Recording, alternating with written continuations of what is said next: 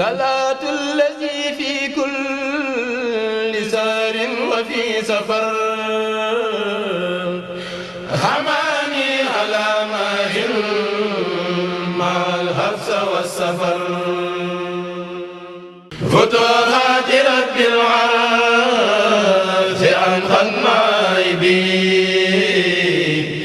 Cheikh Ahmadou Bamba Xaadim Rasul doomi Mamor Anta Sali ak soxna Jaariyatullahi Mariama Bousso. Cheikh Ahmadou Bamba xawsul wara borom Touba mooy borom tur bi nga xam ni saa soo ko tuddee tudd suñu borom subhaanahu wa taala waaye tudd rasulullahi salallahu alayhi wa sallam. Cheikh Ahmadou Bamba mooy ki nga xam ni moo yeesal lislaam fii ci Sénégal waaye Cheikh Ahmadou Bamba di xéewal ba nga xam ni suñu borom moo ñu ko xéewalee. Cheikh Ahmadou Bamba mooy ki nga xam ni moo nekk ak waajuram Mamor Anta Sali ci daaraam waaye taalif na fa téere yoo xam ni ndongo ya sax ñu ngi ci doon jëriñu. Cheikh Ahmadou Bamba moo liggéeyal boromam ba dellu si wax ni koo xam ni saa mbéga su bis ba dellusee na ngeen ma ko santale yàlla muy fukki fan ak juróom-ñett ci weeru safar. Cheikh Ahmadou Bamba Xaadim Rasul.